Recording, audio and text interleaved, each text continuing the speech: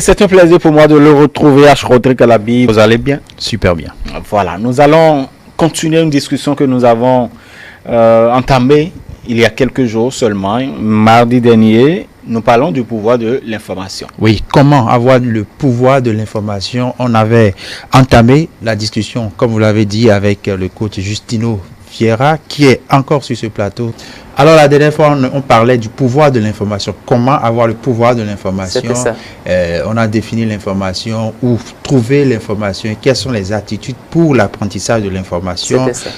On va vous demander d'abord de revenir un peu brièvement sur tout ce qu'on a dit la dernière fois pour rafraîchir un peu la mémoire aux téléspectateurs. Merci, le plaisir est toujours immense pour moi de me retrouver sur ce plateau pour cette séquence de partage avec les téléspectateurs. Il est vrai, nous parlons de l'information. Et le mardi passé, je disais que l'information, c'est tout élément qui nous permet d'appréhender une vérité. Tout élément qui nous permet de constituer notre tant à raison. Parce que nous sommes êtres faits d'émotions et l'émotion est mue par votre croyance. Donc c'est votre vérité qui fera enraciner en vous votre croyance. Et où chercher l'information, nous étions en train de dire que l'information est dans la formation. Information. L'information est dans la formation. Qui a la formation a le savoir. Le savoir qui est mis en pratique est appelé connaissance. La connaissance qui est régulièrement pratiquée, qui est régulièrement utilisée, est appelée expérience. Et qui est dans l'expérience a le pouvoir. D'où nous disons que l'information suit cette trajectoire pour parvenir à ce que nous allons appeler le pouvoir. Mais lorsque vous avez une information, il faut se l'approprier. Et c'est ça les attitudes d'appropriation, d'apprentissage de l'information. Et nous en avons distingué fondamentalement deux. Exactement. La première, il faut être enseignable, il faut être coachable. Être enseignable, c'est retrouver en soi la curiosité de l'enfant. Pour qui tout est nouveau, non seulement vous allez apprendre, mais aussi vous allez vous amuser. Donc il faut accepter, il faut diminuer son moi, être ouvert, ne pas être enfermé dans des considérations à ne point finir. Deuxième élément que nous avons retenu également, il faut avoir un indice d'enseignabilité très élevé. Et sur ce point, nous avons retenu deux variables. Le premier, c'est d'abord la volonté d'apprentissage. Et nous nous sommes dit, celui qui veut avoir une information doit être prêt à consentir le sacrifice conséquent, notamment sur le plan du temps, sur le plan de l'argent et aussi sur le plan de son QI, ce que nous appelons le quotient intellectuel. Oui. Le deuxième niveau, c'est cette volonté d'accepter le changement. Lorsque je vise quelque chose, je dois déjà voir en moi ma finalité. Comment serai-je si j'ai cette chose? Je vais atteindre, être médecin. Je dois pouvoir me voir en blouse. Je dois pouvoir m'accepter dans le métier. Donc voilà tout ce que nous nous sommes dit la fois dernière. Et aujourd'hui, nous allons parler bien entendu quels sont les états d'intégration de l'information. Ok, et voilà qui le décor est bien planté maintenant. Alors, vous parlez d'étapes, ce sont les processus quand même d'apprentissage de l'information que nous allons découvrir avec vous. Quelle est donc la première étape? Merci, je commence déjà par dire que l'apprentissage de l'information suit 4 étapes. L'apprentissage de l'information suit 4 étapes. La première, c'est les compétences inconscientes. Je ne sais pas que je ne sais pas. Lorsque vous dites à quelqu'un, celui qui ne sait pas que Boycon est au Bénin, pour lui, il ne sait pas qu'il ne sait pas. C'est-à-dire, est-ce qu'il y a même une vie qui s'appelle Boycon? C'est le préalable. Il faut que je sache qu'il y a une vie qu'on appelle Boycon avant de m'évaluer. Est-ce que je connais maintenant la ville? Donc, celui qui ne sait même pas qu'il y a une telle information, qu'une telle chose existe, il est dans l'état qu'on appelle l'incompétence inconsciente. Je ne sais pas que je ne sais pas. Il ignore son ignorance. Il ignore son ignorance. Et il ignore son ignorance. Merci beaucoup. C'est un double degré. Il ignore son ignorance. Ça, c'est... Et lorsque nous parlons des étapes d'intégration de l'information, c'est un processus linéaire qui est pratiquement subi par tous les hommes, tout être humain. L'information, naturellement, existe. Mais tant que ça ne tombe pas dans mon rayon, tant que ça ne tombe pas dans mon périmètre, je ne sais même pas si une telle chose, si une telle information existe. Ça veut dire que lorsque vous avez l'incompétence inconsciente, c'est pas, il n'y a pas encore péril dans la demeure. Vous n'avez pas tort, quoi. Il n'y a pas encore péril dans la demeure parce que c'est comme celui-là qui nous parlons des totems. On ne mange pas telle chose dans ma famille. Je ne savais pas, je mange. Jusque-là, il n'y a pas de problème. Mais le jour, on me dit, tiens, fiston, ou bien tiens, telle personne, le nom que tu portes, il y a des interdits. On ne fait pas. Le jour où j'ai l'information et j'accepte l'information, si je refais ce que j'ai l'habitude de faire, même une seconde avant, j'aurai des conséquences. Parce qu'une seconde avant, j'étais dans ce qu'on appelle l'incompétence inconsciente. Je ne savais pas que je ne savais pas. Exactement. Donc, après l'incompétence inconsciente, il y a la deuxième étape. La deuxième étape, c'est maintenant l'incompétence consciente. Je sais maintenant que je ne sais pas. Ah oui, je reste toujours constant dans mon exemple de Boycon. Je sais maintenant que au Bénin, il y a une ville qu'on appelle Boycon. Oui. Mais quand je ne connais pas, c'est le début même de la connaissance. Savoir qu'il y a quelque chose et ne pas maintenant connaître ces choses-là. C'est le début de la connaissance. Parce qu'au moins, j'ai l'information que la chose existe. Donc, ça nettoie le refus. Je ne suis plus aussi ignorant ad vitam aeternam. Vous comprenez? Je ne suis plus ignorant ad vitam aeternam. Je sais maintenant qu'il y a quelque chose. Maintenant, il faut aller à la quête. Il faut aller découvrir le contenu. Il faut ouvrir l'emballage pour voir ce qu'il en est. C'est ça la troisième étape que nous allons appeler quoi? La compétence consciente. On va revenir un peu à la compétence, à l'incompétence consciente. Donc, déjà que vous savez que la chose existe et que vous ne connaissez pas ça davantage, vous ne maîtrisez pas son contenu, là maintenant, si vous restez à cette étape, c'est que vous avez tort. Oui, j'ai tort, mais peut-être que ce n'est pas, je n'y trouve pas d'intérêt. Je sais que il y a quelque part qu'on appelle Venise, il y a des gens qui n'ont jamais connu cette ville, mais qui disent déjà naturellement que ça ne les plaît pas, qui ne sont pas curieux d'aller découvrir. Déjà qu'il y a Gambier ici, c'est dire. Il y a Gambier aussi, que c'est pour eux. Donc, non, il y a des gens qui sont dans ce que nous appelons l'incompétence consciente, mais ils ne veulent pas aller loin. Parce que ça ne les intéresse pas, ça ne suscite pas en eux une certaine émotion, une certaine curiosité. Non, ils peuvent rester. Je sais, ça s'arrête là. Mais de quoi il s'agit, n'importe plus. On va passer maintenant à la compétence consciente. À la compétence consciente. La compétence consciente, c'est lorsque je m'engage à aller découvrir l'information. C'est lorsque je m'engage sur le chemin de la curiosité, qui est très très vital. Parce que c'est ça qui dynamise l'esprit. C'est ça qui est même l'anti-vieillesse. Confucius a dit, tant que je réfléchis, tant que je m'engage dans la connaissance, je ne vieillirai jamais. Donc lorsque ce qui est dans la... Bon, il a dit on vieillit quand même.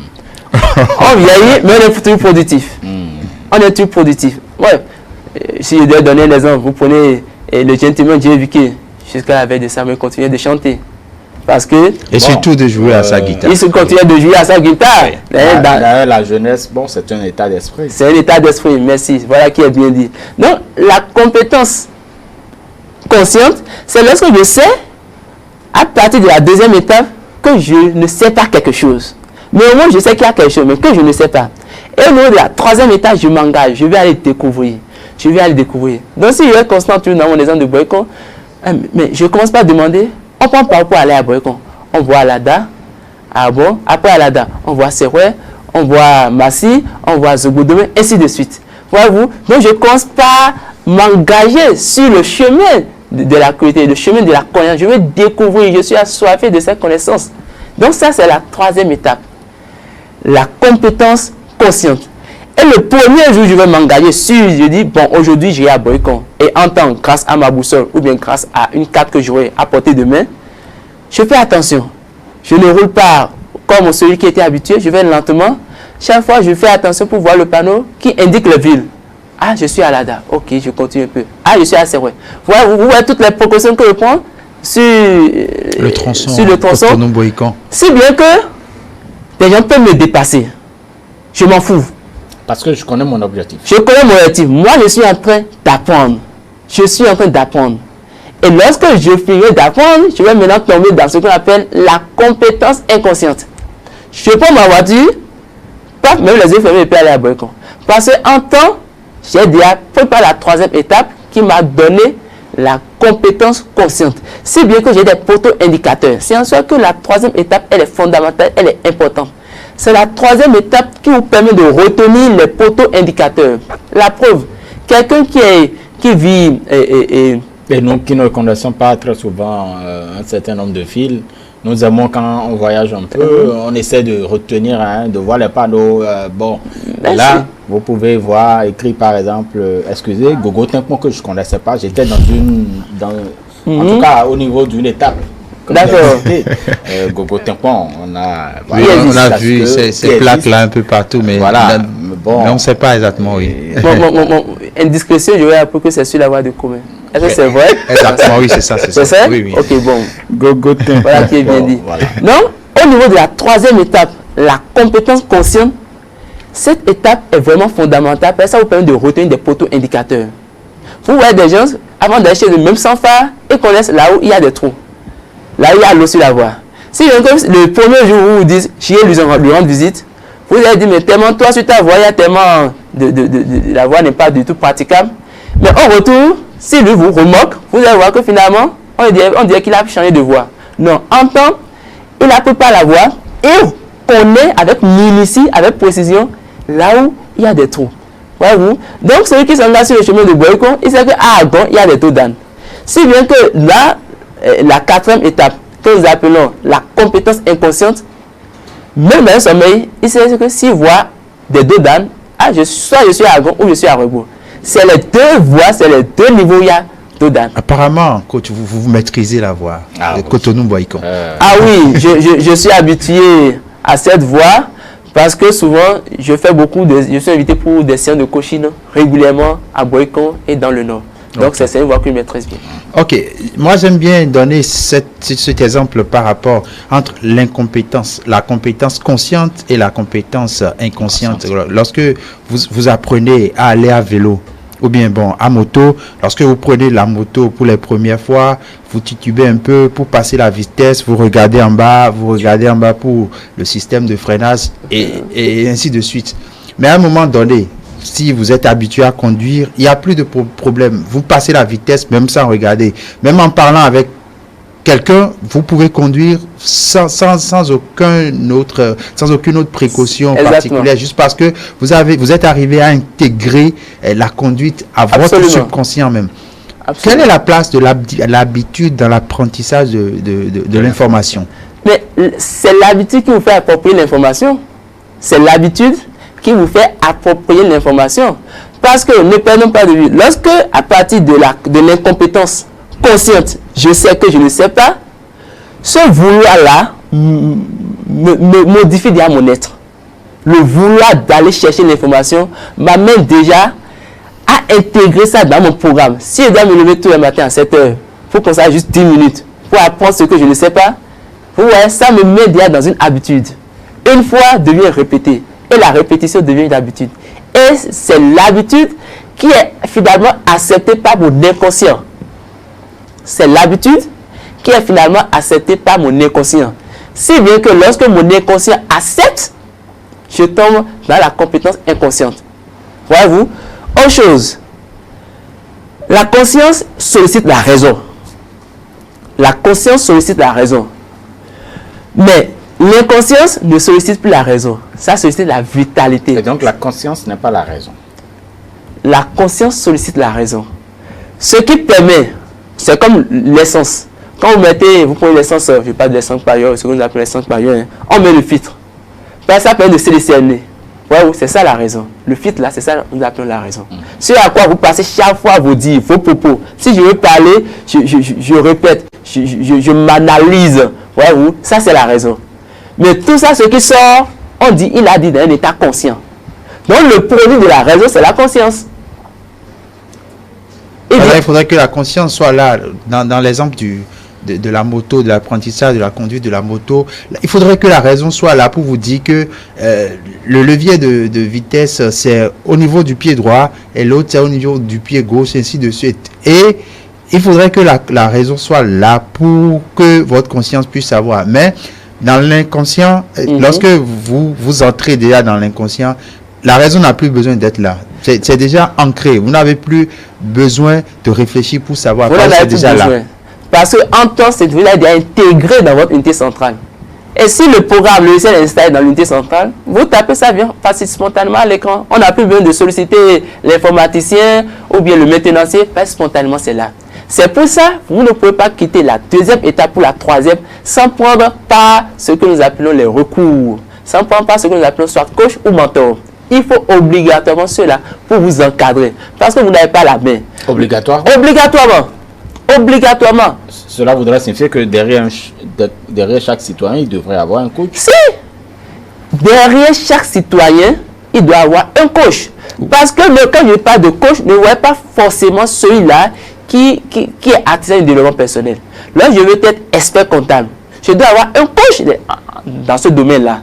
Celui-là qui, oui, tu es sur ce chemin 2 ans, et 3 ans c'est DCG, et 5 ans c'est DSCG, 7 ans c'est DEC. Là, il te faut telle matière. Voyez-vous? Donc celui-là, il est derrière moi et incessamment me rappelle ce que je dois maîtriser pour que je n'oriente pas mon énergie vers des futilités. Tout à fait.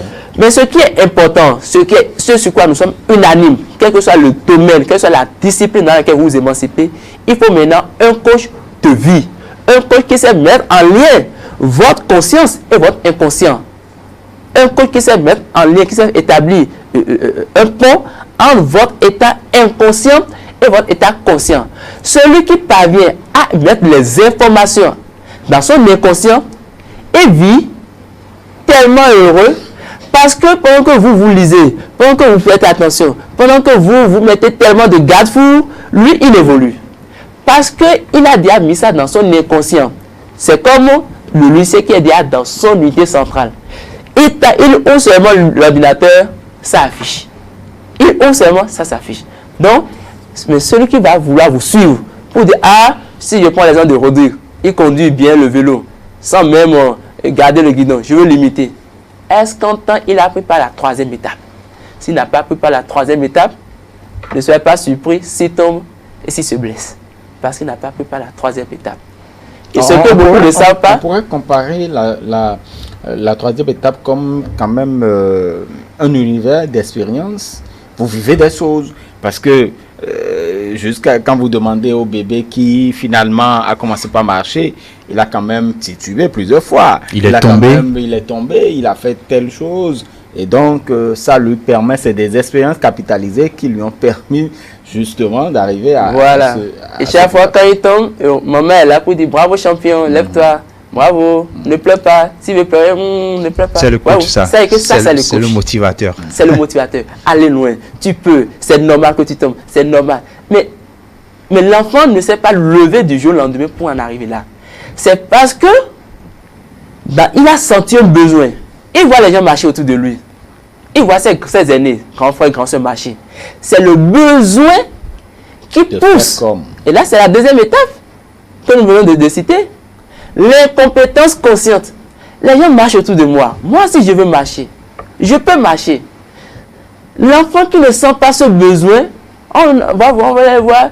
On dit, mais pourquoi jusqu'à son âge, il ne marche pas, il connaît des retards? Non, c'est la vitalité, il ne voit pas encore l'enjeu.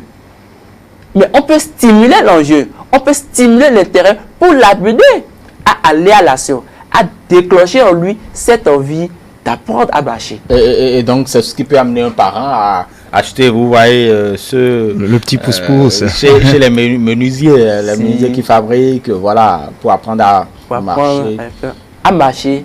Et là, quand il aura la main, spontanément, il marche et il est ainsi dans la compétence inconsciente.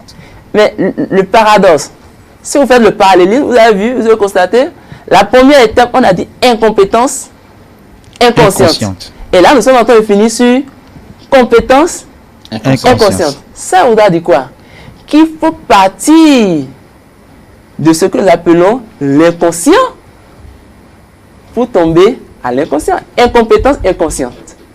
Incompétence, donc je ne sais pas que je ne sais pas. Et je finis par compétence inconsciente. L'inconscience est alors au début et encore à la fin.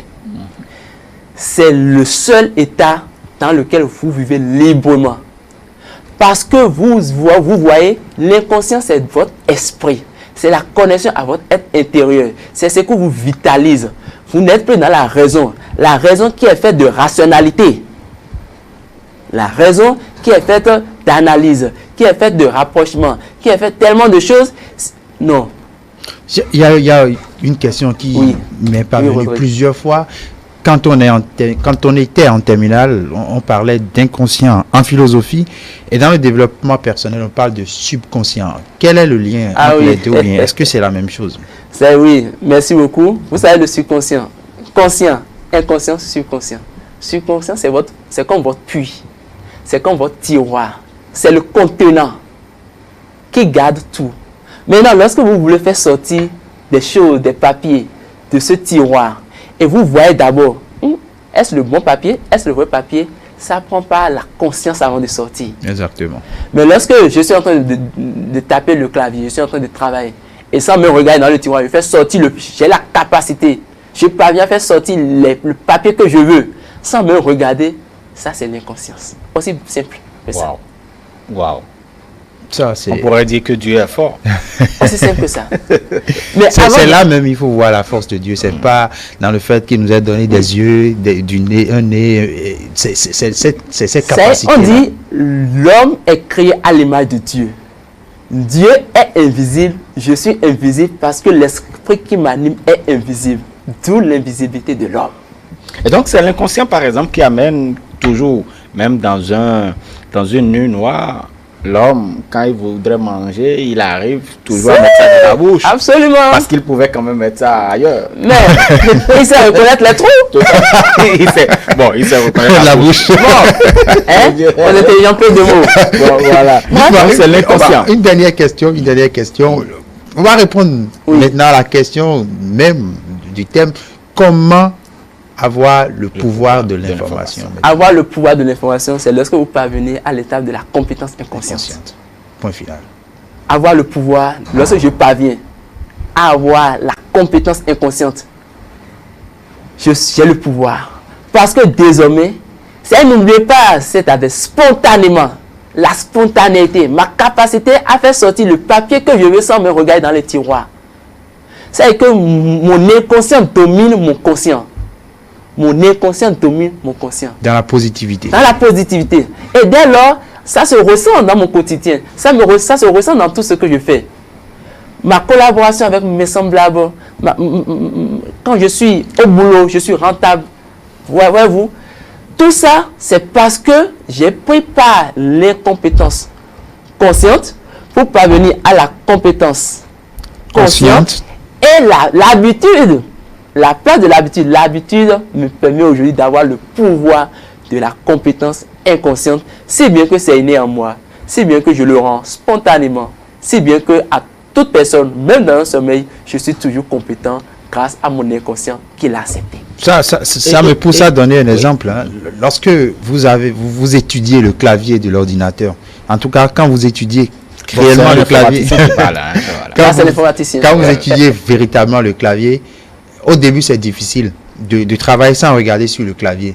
Mais lorsque vous vous appropriez véritablement la position de chaque touche, la position de chaque doigt pour chaque touche, vous n'avez plus besoin de regarder le clavier avant de travailler. Même en parlant, même en regardant l'écran, vous pouvez travailler. Là, c'est la compétence à taper sur le clavier inconsciemment qui vous donne maintenant cette compétence inconsciente et vous travaillez véritablement sans regarder. Et vous pouvez participer à ces recrutements, on dit 1000 mots à la minute. Si vous ne passez pas la compétence consciente, c'est-à-dire si vous ne vous investissez pas pour travailler véritablement pour maîtriser avec votre conscience le clavier, vous ne pouvez pas avoir cette compétence. C'est vraiment que ce qui va changer, puisque quand on dit ce qui est, il faut également dire ce qui serait difficile. Ok. Le degré d'assimilation. Pendant que des gens vont prendre juste une journée pour quitter l'étape d'incompétence inconsciente à l'étape de la compétence inconsciente, en une journée, d'autres pendant même une année, d'autres pendant même 2 années. Qu'est-ce qui va changer? La motivation. Ceux qui ont un quotient émotionnel faible en la matière, nul n'a un quotient émotionnel faible universellement. Vous êtes toujours un penchant, vous êtes toujours des centres d'intérêt. Mais si dans ce domaine-là précis, mon quotient émotionnel n'est pas élevé, comprenez donc que Rodrigue c'est en train de prendre juste une journée pour tout finir, pour comprendre. Il dit, mais depuis quand toi tu as commencé, ainsi de suite. Et dans le maintenant, mais la preuve, prenez les permis de conduire. Les gens des permis, ils disent, oh, moi j'ai depuis 5 ans le permis, mais difficilement je peux conduire. Difficilement je peux aller à voiture. Mais attendez, le jour où il aura une voiture, vous vous demandez si c'est la même personne qui estimait que c'était tellement difficile qui est en train de conduire aussi facilement. Parce que désormais, il a un élément sous la main. Qu'aviez-vous sous la main pour déclencher votre volonté à atteindre la compétence inconsciente? Point d'interrogation. Point d'interrogation. Et ça, c'est certainement le thème d'une prochaine émission. Et je voudrais, avant de vous laisser partir, Justino Vieira, donc c'est pas abus en fait qu'on dit, vous savez, très souvent les parents ou nos grands frères, quand on voudrait quand même insulter ou dire que tel enfant n'est pas, on dit, voyez-moi, c'est inconscient. C'est normal. Parce que ce qu'il fait, il ne fait pas passer ça par le fil de la raison. Donc on estime que la raison n'est pas associée à ce qu'il fait. Et plus loin, on dit, enfant dans notre dialecte, nous devons remettre un dieu non noir à mundo. Celui, le soula qui parle, qui débute, on dit non, et ce qu'il dit là, il ne sait pas. Non. C'est en temps, tout ça c'était dans son inconscient. Mais puisqu'il est dans un état inconscient, il y a cette connexion, cette phase entre son inconscient et son état physique inconscient, si bien que la raison n'a plus sa place. Ce qui contrôle le dit a laissé place maintenant, si bien que les choses sortent. C'est comme le robinet. Il n'y a plus ce qui permet de fermer, si bien que l'eau sort, il débite. Donc, dans un état d'inconscient, vous sortez des choses, mais sans plus associer la raison. Mais ce qui serait bien, et c'est à ça que le coaching nous invite, si je fais rentrer de bonnes choses dans mon inconscient, même dans mon sommeil, je ne peux que faire sortir de bonnes choses. Même dans un état d'ivresse, je ne peux que faire sortir de bonnes choses. Parce qu'en temps, dans mon tiroir, il n'y a que ce genre de papier. Donc, il n'est pas qu'un dit, fais attention à ce que tu veux faire sortir. Je sais qu'il n'y a que de bonnes choses en moi. Dès lors, tout ce qui, le produit de mes mains, de mes pieds, de ma bouche, de tout mon corps entier, serait admiration. Et c'est au plaisir de celui-là qui m'écoute. Merci. Donc, il y a d'abord l'inconscience. Vous êtes inconscient. Et lorsque vous passez cela par votre conscience, il va falloir faire cela habituellement. Il faut en faire une habitude. Et puis, ça devient encore de l'inconscience, mais de l'inconscience positive qui va vous permettre quand même d'évoluer et d'atteindre d'autres échelons. Et on dit souvent, avant de parler, il faut articuler la langue 7 fois. Pourquoi pas? Chaque fois quand vous ne prenez pas la raison va dire non, tel que tu veux faire sortir, ce n'est pas bon. Supprime. Vous revenez par le même thème une deuxième fois, la raison trouve des choses à annuler. Trouve des choses à annuler. Si bien qu'on estime que autant je passe par la raison, autant je trouve des choses à me reprocher. Et c'est pour ça, vous prenez votre cahier de cours il y a juste 1 an. Vous allez trouver tellement vous trouvez de fautes. Si vous ne trouvez pas que votre manière d'écrire est déjà mauvaise, vous allez trouver que j'avais mal écrit tel mot. Vous reprenez. 24 heures après, vous reprenez le même cahier. Vous allez toujours vous reprocher des choses. Parce que la raison, elle reproche. Et c'est pour ça qu'on dit parfois, seuls les fous peuvent réussir. Parce qu'avec la raison, on dit toujours, il y a quelque chose qu'il faut annuler. Quelque chose qu'il faut annuler. Et parfois, il faut aller affronter la raison pour réussir.